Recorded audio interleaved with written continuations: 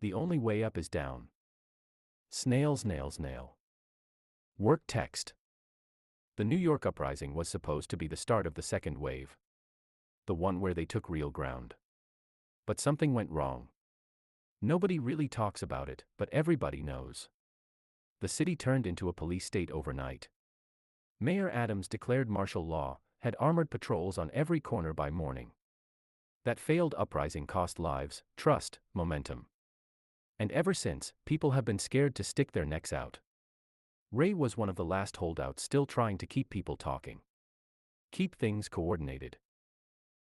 Ray looks like the kind of guy who should be selling grilled cheese at a fish show, not leading what's left of the resistance in Lower Manhattan.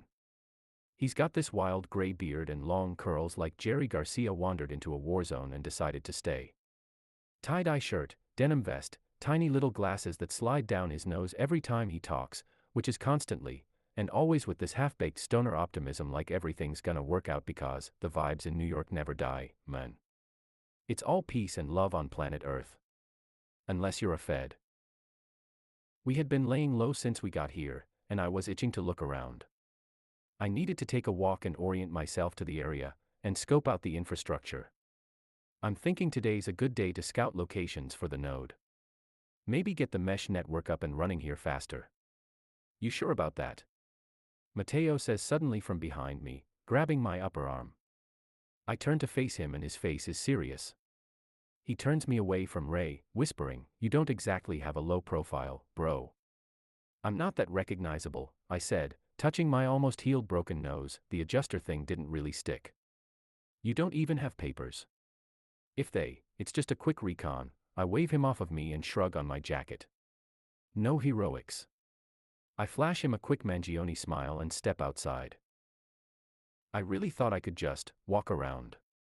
Like, take a stroll. Breathe the New York air and pretend I knew what I was doing. That's how we started in Philly, me, Mateo, Ben, backpack full of cables and a dream. We scoped, we tweaked, we built. But that was Philly. And Philly was different. Stepping outside feels invigorating, at least at first. The streets seem quiet enough, a bit empty, litter blowing lazily down avenues that once buzzed with non-stop traffic. It's almost peaceful. But within 5 minutes, it's clear Ray was right, this place isn't anything like Philly. There's a quiet menace lurking just under the surface, a tension so thick I can practically chew it. I move through the streets, keeping an eye out for potential spots. High rooftops, tall buildings. Anything that might give us the coverage we need. But everything feels too exposed, too risky. Adams has turned New York into his own private fortress. Surveillance cameras hang from every corner, lenses quietly rotating, following movements below. I came across an MTA entrance. Anyone not from New York City might not get the significance. The Metropolitan Transit Authority, the great artery beneath the skin of the city. Miles upon miles of tunnels that could, theoretically, carry not just people, but data. Information. If we could get access down there, we'd be golden. It would be perfect, actually. Damn, I muttered to myself, walking closer. If we could just get inside. But every subway station I come across is barricaded. Metal gates, heavy padlocks, wooden boards covered with graffiti and warnings scrawled in angry red paint, "Keep out. Danger." But the closer I look, the more ominous the graffiti becomes, things like "All cops shot on sight" and a cab painted aggressively, almost violently, on every locked gate. Whatever's down there isn't fucking around. Just as I'm about to give up looking for an open subway station, I find one. But it isn't welcoming. Standing around the entrance are a handful of guys heavily armed with rifles. They glare out into the street, wary and tense. Definitely resistance, but definitely not ours. I watch from a distance, hesitating. I should introduce myself, maybe find out what their deal is, but something about them feels hostile. They didn't look at me, which somehow felt worse than if they had. Like I didn't matter. Like they knew they could shoot me if they needed to and no one would come looking. I decide not to push my luck. I'll ask Ray about it when I get back.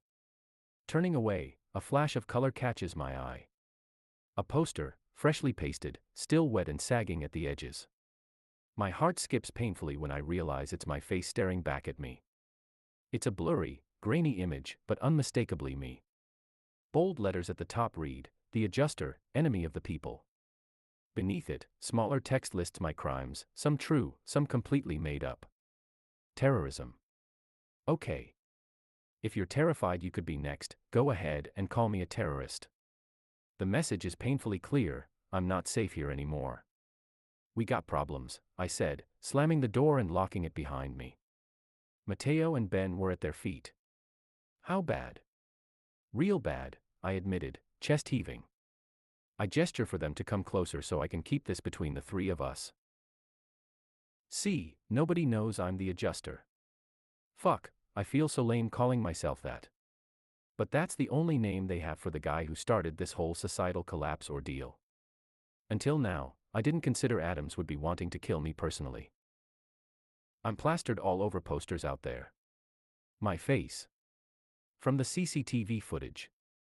The adjuster. They're calling me the enemy of the people. We can't stay here. Mateo presses his lips together. Ben looks over his shoulder at our current supply setup. Mateo turns around suddenly and goes to grab his giant black duffel bag. He starts rustling around in it. You're lucky I'm so fashion-forward, Lou. I don't like the sound of that. I really hope he doesn't find what he's looking for. He hands me a black bandana first. It smells like gunpowder. Then he hands me a baseball hat. In bold letters on the front it says "Come boy." I sigh. I'm not wearing this. Luigi, people are going to be too distracted by the "come boy" to even think about the adjuster when they see you. Confuse your enemy. I hate that Mateo made sense here. I slowly put the hat on. I wasn't thrilled about the new title, but at least being a "come boy" wasn't going to get me killed. Right then, Ray walked in. He took one look at my hat, nodded and said, "Good to know." All the subway stations I passed were boarded up or gated. But the Grand Street station had a bunch of dudes with guns outside guarding the entrance. Are they our guys? Ray groaned as he sat himself down on a folding metal chair. The guys with the ACAB shrine? Yeah. That's the mole rats, he says, like it's a normal thing to say. They're what's left of the anarcho-syndicalist crew from Brooklyn. Went underground after the failed uprising. They don't trust anybody. But they've got control of a big chunk of the tunnels. They let people in. I ask. Never heard of anyone wanting to join them. Maybe, he says. Because if we could get underground, we could access their MTA service stations, hook some of these nodes to the existing infrastructure.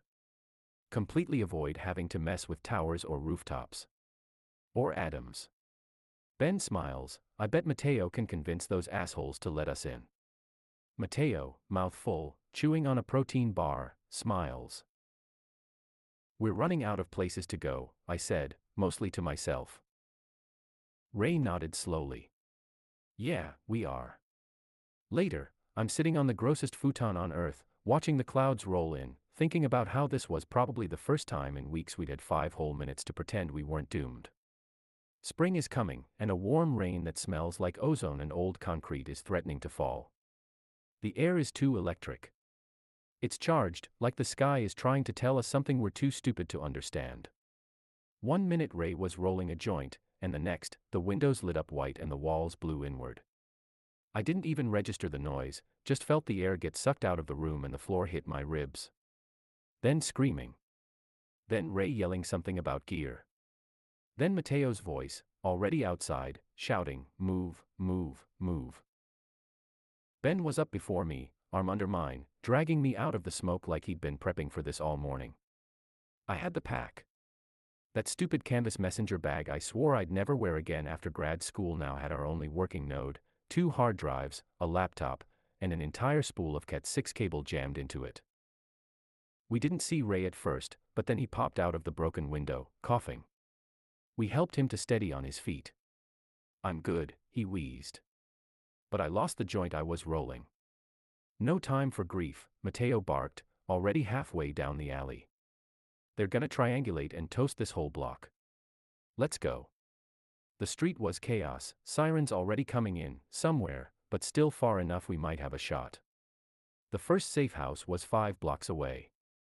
Ray was half limping and Mateo kept ducking into corners to check for tails. When we got there, it was already gone, bombed to hell. Fire eating up the second floor, smoke pouring out the door like something alive. I could feel the last of the adrenaline in my system flip to nausea. Well. Shit. Ben stood frozen. That was our last safe house. We go to the mole people. I said. Mole rats, Ray corrects me. Whatever. They're not gonna let us in. We have no other options. Ray looked like he wanted to argue, but then. Get on the ground. A barrage of bullets, and we were running again. Down Clinton, dodging broken bikes and shattered glass. The wind was picking up, ripping newspapers out of the gutter and slapping them against street lights. Somewhere behind us, there were shouts, boots on pavement. Military police. We cut west, weaving past a food truck flipped on its side. Ray fired a wild shot over his shoulder. Someone screamed. We didn't stop to look. Booms echoed off of the buildings, and I couldn't tell if they were explosions or thunder. By the time we reached Delancey and Bowery, I couldn't feel my feet and my chest burned like I'd swallowed ash and regret. Grand Street Station wasn't far now. But neither were they. A growl of an engine. And then the light, harsh, blue-white beams cutting across the street as the armored car turned the corner behind us. The Grand Street subway station was in sight. Run, I said. Mateo didn't. I turned back and there he was, already kneeling, already unloading something from the strange mechanical thicket of his rifle. It looked like he was snapping together Legos. What the fuck is that? I asked, breathless. Mateo just smiled. It's like he built a baby rocket launcher out of scrap metal and stubbornness and fused it onto his already Frankenstein gun. There's copper wire. There's a switch that looks like it came from a microwave. Ben was already at the gate. 2 guards in patched-up MTA uniforms raised their weapons the second they saw us. Stop right there, one of them barked. Not your tunnel. You gotta let us in. He yelled. They're right behind us. You want to get caught in the crossfire? You're not cleared for entry, the other said, hand shaking over his sidearm. Behind him, I could see a thick steel gate, half lowered. Mateo hoisted his metal monstrosity onto his shoulder, and gave me a look. 3, he said. He aimed the thing down the street, 2. No fucking way. I whisper. 1. The night exploded. The military police car, about to unload a team of gas-masked soldiers, went up in a ball of fire and shattered glass. The shockwave knocked me into the subway gate, which didn't help my spondy, and the 2 guards turned in time to see the fireball paint the side of the building orange. The silence afterward was hilarious. You could hear the flames crackling. A tire bounced once and landed against a mailbox. Mateo turned around, absolutely delighted, and said, "How's that for clearance?" "Get in," the taller guard shouted, suddenly very interested in our safety. The gate groaned upward and we stumbled inside. It slammed behind us. All of us breathless and disoriented, and then, "You really shouldn't have come down here." Series this work belongs to. Previous work Part 9 of Fugitive.